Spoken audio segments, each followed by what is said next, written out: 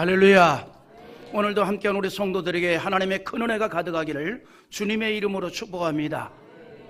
여러분, 미국의 트럼프 대통령이 47대 대통령입니다. 그런데 미국이 47대 대통령이 이르기까지 역대 대통령이 현직에 있을 때 4명이나 암살을 당해 서거했습니다. 그리고 18번 암살에 직접적 공격을 당했습니다.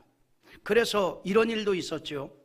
미국의 17대 대통령 앤드루 존슨이 있습니다. 그가 누구냐면 링컨 대통령 시절에 부통령으로 있었던 사람입니다. 그런데 우리도 들어서 알고 있듯이 16대 대통령 이 링컨이 공연을 가족과 함께 구경 갔다가 그만이야 권총으로 암살을 당했죠. 뒤통수에 권총을 맞고 이제 그 자리에서 사망을 했습니다.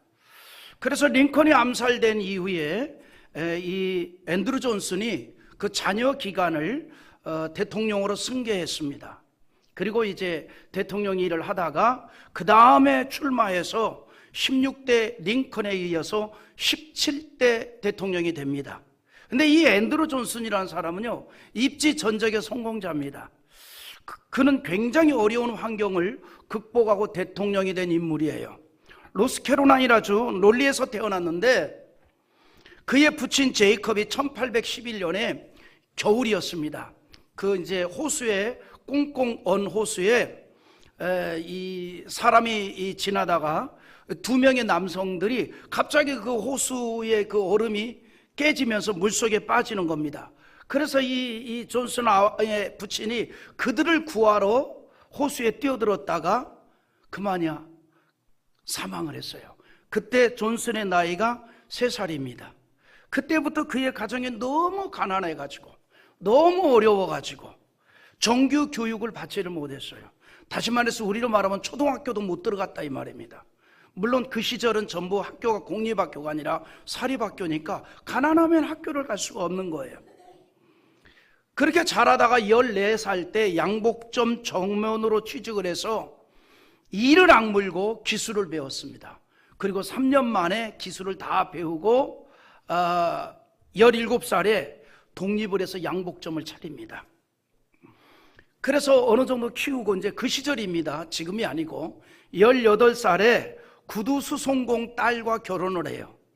그런데 또 하나, 그는 그때까지 글을 읽지도 못하고 쓰지도 못합니다. 학교 교육을 전혀 받아보지 못한 거예요. 그래서 그의 아내에게 밤마다 글을 배우는 거예요. 밤마다 글을 배워. 결혼할 때까지 글을 읽을지도 모르고 쓸지도 못했단 말이죠. 그러면서 또 그는 자신의 사업을 열심히 일궈 나갑니다. 사업이 굉장히 컸어요. 그래서 이제 그가 그 사업을 기반으로 이제 여러 가지 일들을 말합니다. 어떤 교육 사역도 좀 지원하고 복지도 이제 하고 여러 가지 이런 하던 중에 정계에 입문을 해요. 그리고 그 정계에 입문을 해서 그 정치인의 길을 걸어가다가 결국은 링컨이 대통령 시절에 부통령이 됩니다. 그리고 마침내 링컨에 이어서 제17대 미국의 대통령이 됩니다. 그 사람의 업적 가운데 굉장히 중요한 업적이 하나 있어요. 그게 뭐냐면 알래스카 땅을 소련으로부터 매입을 한 거예요. 소련이 그 땅을 팔고 얼마나 후회했는지 모르죠. 이 알래스카가 얼음덩어리 땅인 줄 알았더니 나중에 알고 보니까 어마어마한 지하 자원이 매장되어 있는 땅이었죠. 그 땅을 당시에 720만 불에 사들여서 미국 부흥에 큰 공헌을 한 사람이 앤드루 존슨 대통령입니다. 그런데 그는 정말 그의 환경은 어려운 환경이었어요. 3살 때 부친이 돌아가시고 그 부친이 살아계실 때도 가난했단 말이죠. 근데 부친마저 돌아갔으면 얼마나 어려웠어요. 초등학교를 들어갈 수 있는 형편이 못 됐다 이 말이죠.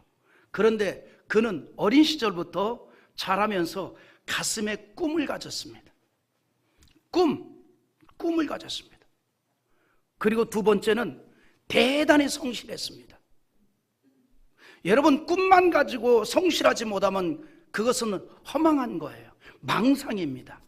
그런데 꿈이 있을 뿐만 아니라 성실했다는 겁니다.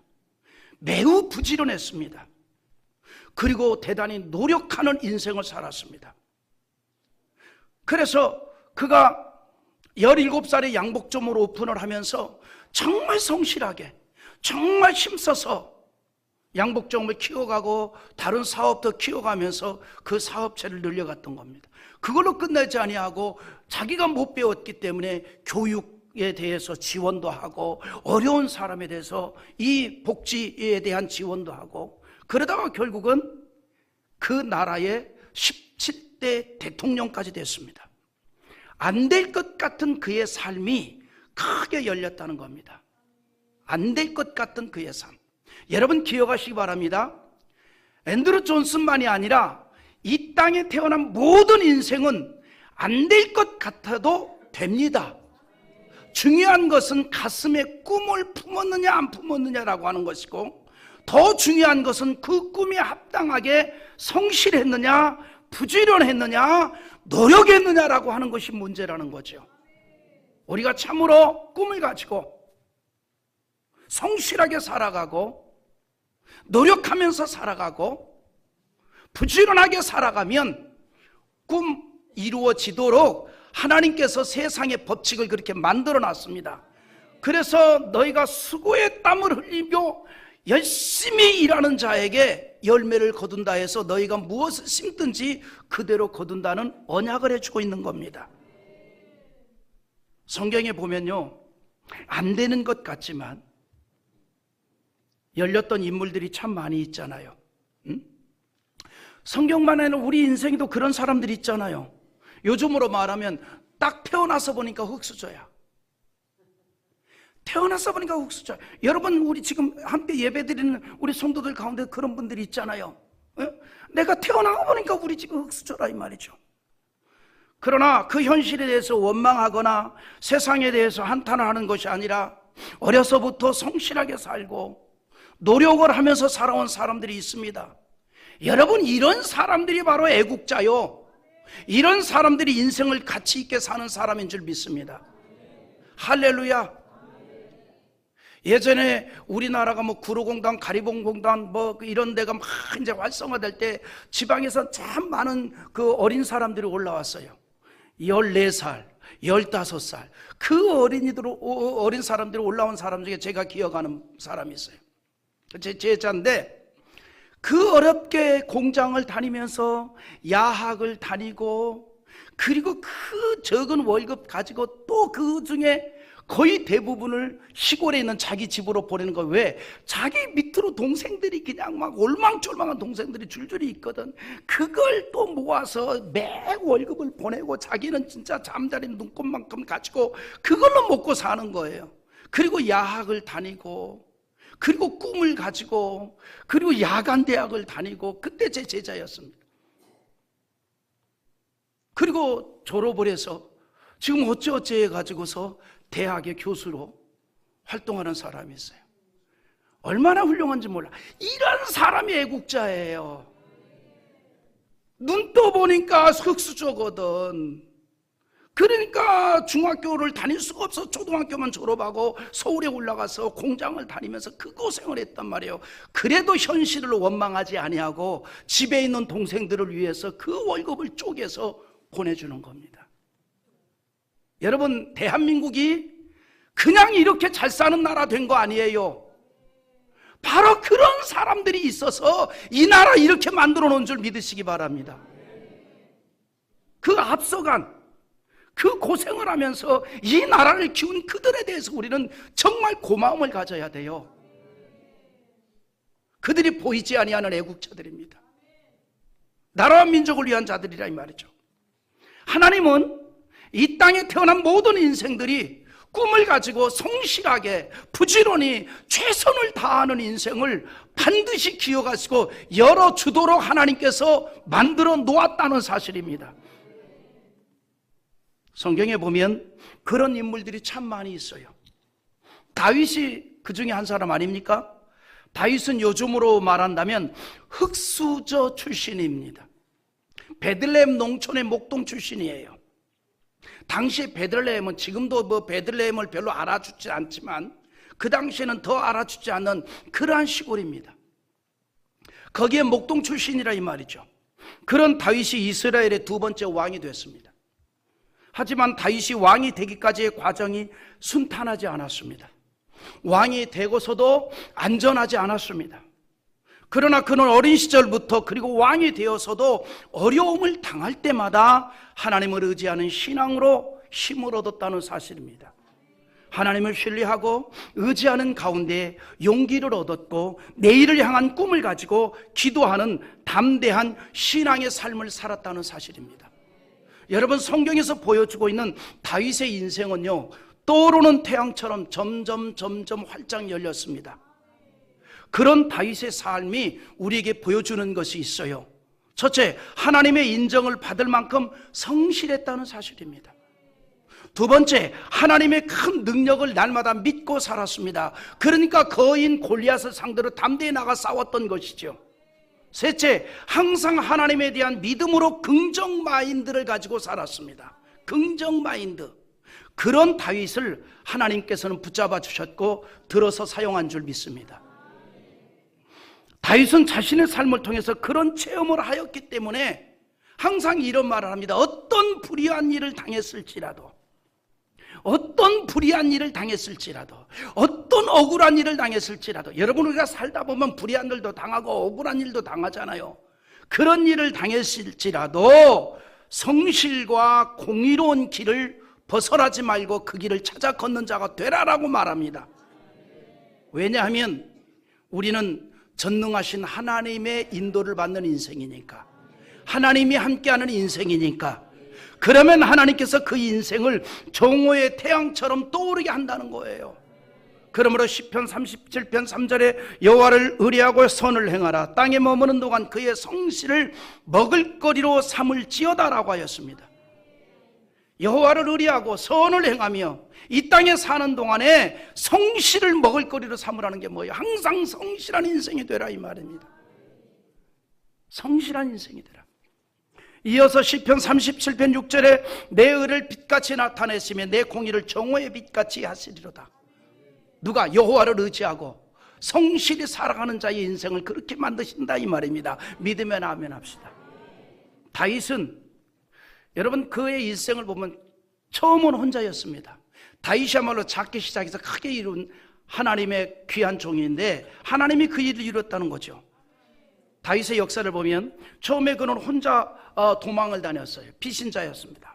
그런데 하나님께서 도망 다니는 다윗에게 안정되지 않았어요. 도망 다니고 피신했습니다. 여러분, 사울의 칼을 위해서 다윗이 근 10년 동안을 도망 다녔습니다. 그런데 그렇게 피신 다니는데 처음에는 혼자 도망을 다녔는데 하나님께서 도망 다니는 다윗에게 점점 함께하는 사람들을 보내주시는 거예요. 사울왕을 피해서 도망 다니는 상황이지만 점점 그를 따르는 사람들이 많아져요. 나중에는요, 큰 마을을 이룰 정도로 많아졌습니다. 오늘 말씀은 거기에서부터 시작입니다. 다윗과 함께하는 사람들이 많아지면서 600명 정도 됐어요. 600명. 여기서 말하는 600명은 전쟁에 나가 싸울 수 있는 그런 힘 있는 남자들을 얘기합니다. 그의 부인이나 자녀까지 포함하지 않은 거예요. 그들까지 포함하면 한 1000명 이상 되겠죠. 그 다윗과 함께하는 그런 용사들이 600명이나 됐다 이 말입니다. 그래서 이제 어느 한 곳에 정착할 수밖에 없는 거예요. 그래서 비록 블레셋 땅이지만 시글락이라는 곳에 정착을 하게 됩니다. 그들이 이제 정착을 해요. 그래서 다윗과 함께 했던 많은 사람들은 이렇게 이 가정을 이룬 사람들도 많아서 시글락의 성읍을 이루고 이제 거기서 살게 되죠. 그런데 어느 날 시글락에서 살아가던 중에 블레셋 왕 아기스가 전쟁을 하면서 다윗도 그 전쟁에 참여하여 달라고 요청을 합니다. 근데 그 요청을 거절할 수가 없는 게 지금 시글락이 어느 지역이에요? 블레셋 지역이거든요. 그러니까 이제 600명을 데리고 전쟁에 이제 참여해 달라 그래서 가게 되지요. 물론 그 전쟁에 직접 참여는 하지 않았습니다. 그런데 그 전쟁터에 갔다가 돌아오는 사이에 시글락에 어려운 일이 생겼습니다. 이때가 기회다 하고 호심탐탐 공격을 노리고 있던 아말렉 군사들이 다윗 일행들이 이제 이 안정을 취하고 살고 있던 이 시글락을 공격한 겁니다. 그 시글락을 습격해가지고 불을 지르고 노략을 했습니다. 여자들을 다 종으로 사용하라고 끌고 가버린 겁니다. 2절에 보면 거기에 있는 젊거나 늙은 여인들은 한 사람도 죽이지 아니하고 다 사로잡아 끌고 자기 길을 갔더라. 죽이지 아니하더라. 시글락에 있는 남자들이 다 다윗과 함께 전쟁에 참여하기 위해서 간 사이에 그 틈을 노려서 아말렉이 시글락을 공격해서 약탈을 하고 여자들을 종으로 삼켜서 다 끌어가 버린 겁니다. 이 비극적인 일에 있어서도 여러분 보면은요, 하나님의 은총이 있어요. 뭡니까? 하나님께서는 그런 상황에서도 시글락에 남아 있었던 자들의 생명을 단 한 명도 죽이지 않도록 합니다. 비록 아말렉의 습격으로 삶의 터전은 불타버렸지만 아말렉의 욕심이 생명의 보호를 받을 수 있도록 했던 거예요. 아말렉 군사들이 욕심이 없었다면 부녀자들을 다 죽였을 거예요. 근데 욕심이 생긴 거예요. 그러다가 우리의 종으로 삼자. 하나님은 그런 방법을 통해서라도 그들을 지켜주었고 그 생명을 보호해 줬다 이 말입니다. 그러니까 여러분, 어떤 사람이 욕심을 지나치게 부리는 것도 나를 위한 역사다 생각하면 아멘이 된다니까요. 할렐루야. 저 인간이 왜 이렇게 욕심을 부릴까? 다 나를 위한 역사다 이렇게 믿으시기를 바랍니다. 하나님은요, 악한 자들의 행동까지도 때로는 주관합니다. 하나님의 백성을 지키기 위해서, 하나님의 백성을 보호하기 위해서. 그러니까 악한 자들의 행동까지도 주관하신 하나님, 그 주권이 하나님에게 있음을 우리는 믿습니다. 성경은요, 영광과 권능과 승리와 위엄이 다 하나님에게 있다는 걸 말합니다. 다 주께 속하였고 천지가 다 주의 길이라고 했습니다. 또한 만물의 머리가 여호와 하나님이십니다. 여호와께서 주관한다 이 말입니다. 여러분, 역대상 29장 11절 한번 읽어봅니다. 같이 보겠습니다. 여호와여, 위대하심과 권능과 영광과 승리와 위엄이 다 주께 속하였으니 천지에 있는 것이 다 주의 것이로소이다. 여호와여, 주권도 주께 속하였사오니 주는 높으사 만물의 머리이심이니이다. 아멘. 할렐루야. 하나님께서 만물의 머리가 되어서 모든 것을 주관하시고 주권이 하나님께 속해 있습니다. 할렐루야. 그러니까 시시한 세상의 권세에 그냥 줄 서려고 생각하지 말고 전능자 하나님의 권세에 줄 서는 자 되기를 바랍니다. 하나님의 주권은요, 그 하나님을 의지하는 자를 이끌어 가십니다. 그런데 이제 이 전쟁에 참여하려고 갔다가 이 아멕이라는 지역인데 거기서 돌아와서 보니까 깜짝 놀랐죠. 자기들이 살던 시그락이 다 불바다가 돼버린 겁니다. 초토화 돼버렸어요. 시그락의 현실을 보고 600명의 사람들이 일시에 통곡을 합니다. 자신들의 처자들은 아말렉 족속에 잡혀갔고 겨우 읽어놓은 거주지는 불에 타버렸습니다. 요즘으로 말하면 도망 다니다가 이제 겨우 안정을 얻었는데, 피신하며 다니다가 겨우 안정을 얻어서 살만한데 이게 웬 날벼락이냐 이 말이죠. 그들에게 남은 것은 불에 타버린 성읍밖에 없습니다. 다윗과 함께 했던 그들은 사울에게 쫓겨다니다 겨우 이곳에 정착을 하여서 이제는 살만하다라고 생각을 했는데 모든 것이 다 사라져버린 거예요. 우리가 살다 보면 그럴 때가 있죠. 이제는 안정이다 싶었는데 마치 한 번에 그냥 사라져버린, 태풍에 날아가고 홍수에 잠기고 불에 타버린 것 같은 그런 상황을 만날 때가 있잖아요. 지금 다윗과 함께한 600명의 사람들이 그런 심정이라 이 말이죠. 그래서 사람들이 절망 앞에 사로잡힌 채 울 기력이 없을 정도로 소리 높여 울었다 그래요. 울 기력이 없을 정도로. 얼마나 펑펑 울었겠어요. 4절에 보면 다윗과 그와 함께한 백성이 울 기력이 없도록 소리를 높여 울었더라. 이 울음은요, 복합적인 것 같아요.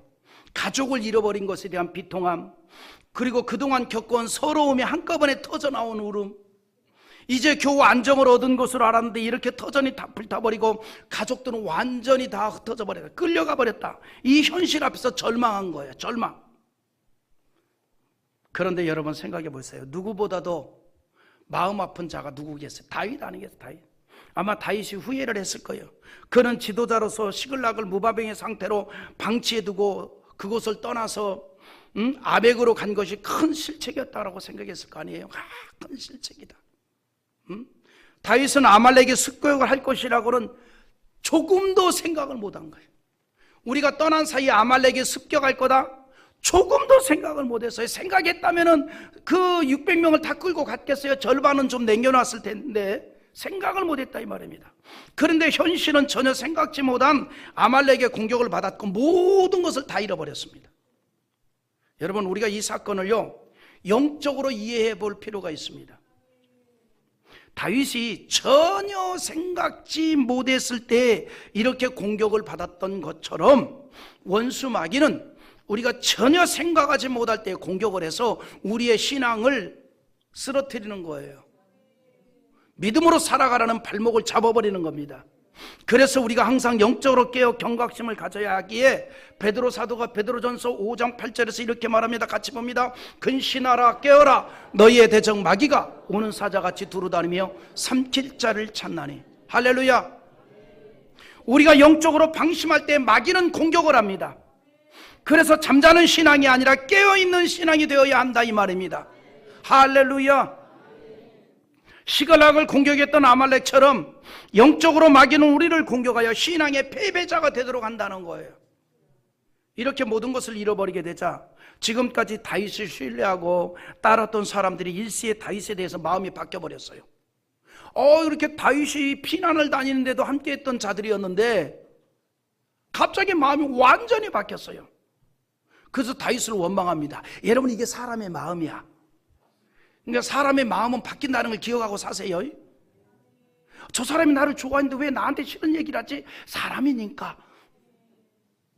강아지는 죽을 때까지 꼬리를 흔들어. 지금은요 그런 무식한 얘기 안 하지만은 옛날엔 집에서 키우던 개를 산에 가서 다 잡아먹었잖아요.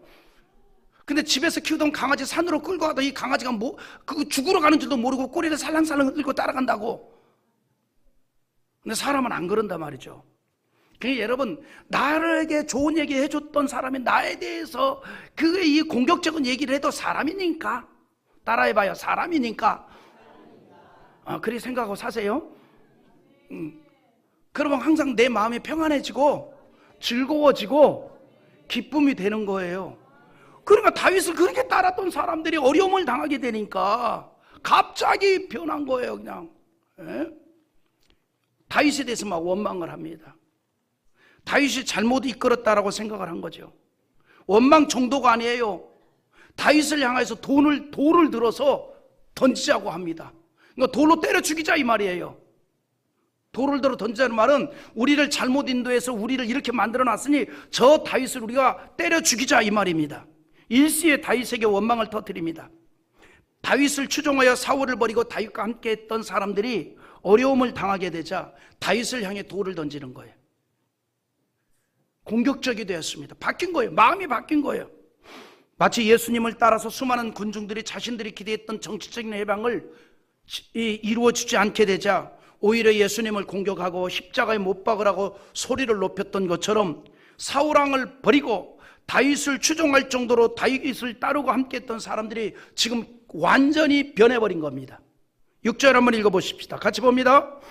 백성들이 자녀들 때문에 마음이 슬퍼서 다윗을 돌로 치자 하니 다윗이 크게 다급하였으나 그의 하나님 여호와를 힘입고 용기를 얻었더라. 여러분, 6절 말씀이 우리에게 두 가지를 보여주고 있는데, 첫째, 절망적인 현실의 모든 탓을 다윗에게 했던 군중들의 행동입니다. 둘째는 그 다급한 상황에서도 하나님을 통해서 용기를 얻는 신앙적 모습을 봅니다. 자, 그러면 지금까지 다윗과 함께 했던 이들이 왜 다윗을 죽이려고 덤비게 됐을까요? 그들은요, 다윗과 함께 했던 것은 인간적 욕심, 인간적 기대감이 있었던 거예요. 그들은 이스라엘의 민심이 다윗을 향하게 되자 다윗이 앞으로 큰 일을 하게 될 줄로 알았고, 즉 왕이 될 줄 알았어요. 그런 날이 오면 자신들의 인생이 달라질 것으로 생각을 했던 겁니다. 달라질 것으로. 그래서 다윗과 함께하면서 피난살이도 같이 했던 거예요. 그리고 블레셋 지역인 시글락에 와서 정착하여 안정을 찾는 줄 알았는데 삶의 터전이 완전히 불에 타서 없어져 버리고 자기들의 이 가족들은 다 끌려가고, 그러니까 일시에 다윗에 대해서 공격심을 품게 되었고 공격을 하게 된 거죠. 이런 갑작스러운 행동에 대해서 다윗은요 당황하지 아니하고, 다윗이 크게 다급하였으나 이렇게 말했습니다마는 그러나 그것을 바꾸어서 여호와를 의지하는 순간의 기회로 삼습니다. 그런 난감한 상황에서 그의 하나님 여호와를 힘입고 용기를 얻었더라. 하나님으로 인하여 힘을 얻고 용기를 얻었다는 것은 여전히 그는 하나님을 의지하는 믿음의 사람이었다는 사실을 말해주고 있습니다. 다윗은 위기를 통해서 오히려 자신이 어떻게 해야 할 것인가를 깨달았습니다. 오직 하나님만을 의지해야 한다는 사실을 알게 되었습니다. 이 절망적이고 긴박한 상황에서 하나님만이 나의 의지의 대상이라는 것을 더 확신하게 되었다는 거예요. 그래서 다윗이 시편에서 자주 했던 고백이 뭡니까? 주를 의지하리이다. 이를테면 시편 56편 3절에 내가 두려워하는 날에는 내가 주를 의지하리이다.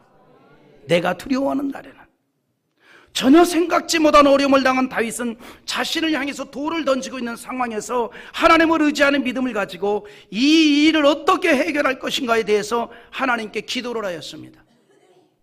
다윗은 하나님의 뜻을 구했습니다. 지금 자신이 해야 할 일이 무엇이고 어떤 일을 가장 먼저 해야 할 것인가에 대해서 하나님의 뜻을 구했습니다.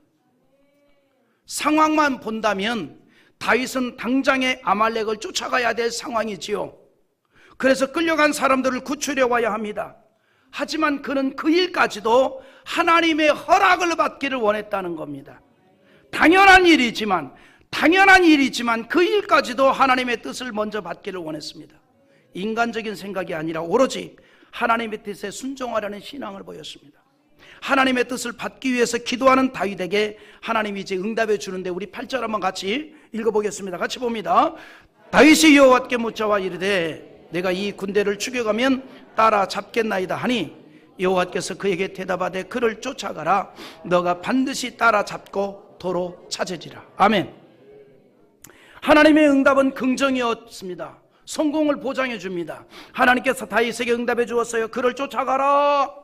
너가 반드시 따라잡고 도로 찾아오게 되리라. 하나님의 응답을 받은 다윗은 하나님의 이 언약을 믿고 아말렉에 대한 추격을 하게 됩니다. 그런데 놀라운 일이 생겼어요. 조금 전까지 다윗을 향해서 돌을 던지려 했던 그들이 마음이 확 바뀌는 거예요. 그리고 다윗과 함께 합니다. 그래서 아말렉 추격에 모두가 다 동참을 하는 거예요. 여러분 기억하십시오. 이들은 지금 지쳐 있습니다. 전쟁을 하기 위해서 아메까지 갔다가 거기서 돌아와서 잠을 못 자고 있어요. 지쳐 있습니다. 여러분 우리가 몸이 지치면 짜증이 나잖아요. 그러니까 지친 사람 건들면 안 된다고.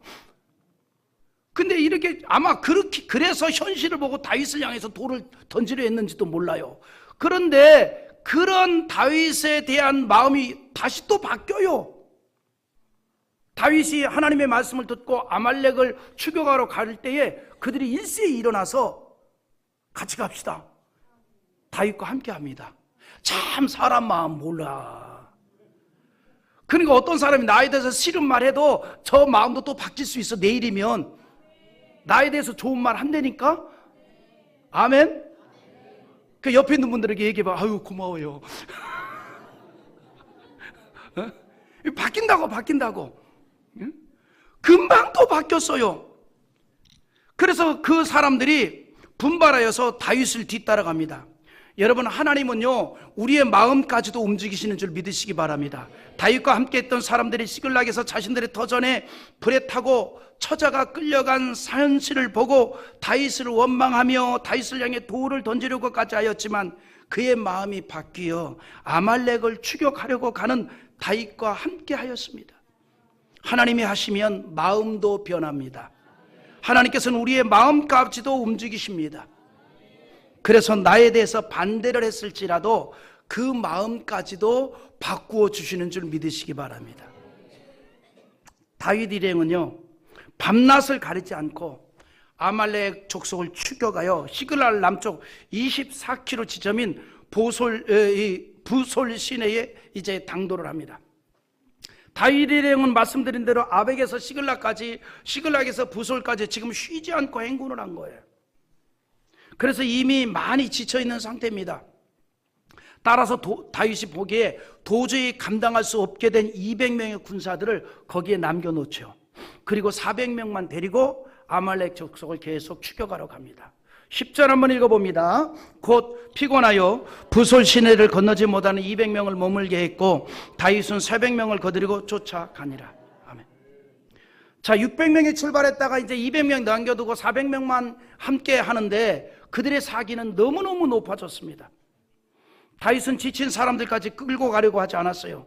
지친 자들은 쉬도록 합니다. 쉬도록 해요. 그런데 그렇게 한 이유가 있습니다. 다윗이 가지고 있는 믿음 때문이에요. 싸움의 승패가 군사력이 아닌 하나님께 달려있음을 확신하는 믿음을 가지고 있었던 겁니다.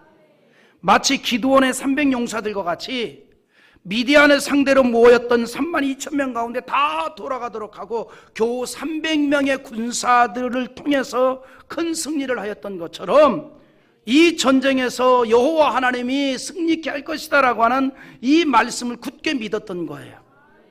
다윗은 지금 전쟁의 승리가 하나님께 있다는 걸 믿었습니다. 여러분, 이거는요 다윗의 평소의 믿음이고 신앙입니다.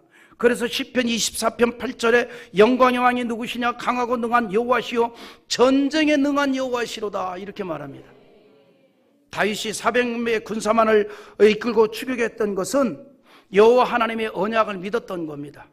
너가 반드시 따라잡고 도로 찾아오리라 하신 이 말씀을 믿었던 거예요.